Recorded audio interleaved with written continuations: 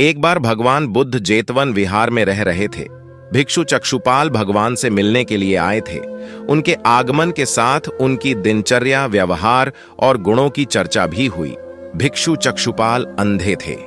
एक दिन विहार के कुछ भिक्षुओं ने कुछ मरे हुए कीड़ों को चक्षुपाल की कुटी के बाहर पाया और उन्होंने चक्षुपाल की निंदा करनी शुरू कर दी कि उन्होंने इन जीवित प्राणियों की हत्या की। भगवान बुद्ध ने निंदा कर रहे उन भिक्षुओं को बुलाया और पूछा कि क्या तुमने भिक्षु को कीड़े मारते हुए देखा है? उन्होंने उत्तर दिया, नहीं।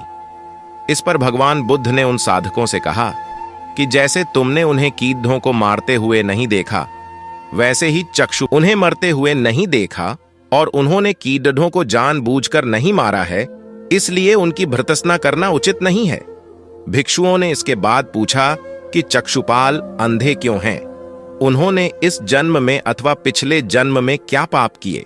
भगवान बुद्ध ने चक्षुपाल के बारे में कहा कि वे पूर्व जन्म में एक चिकित्सक थे।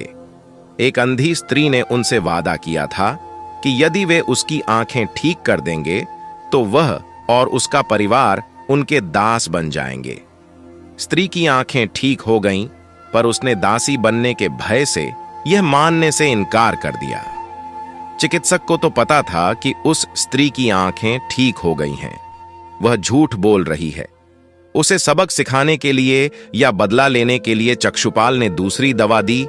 उस दवा से महिला फिर अंधी हो गई। वह कितना ही रोई पीटी, लेकिन चक्षुपाल जरा नहीं पसीजा।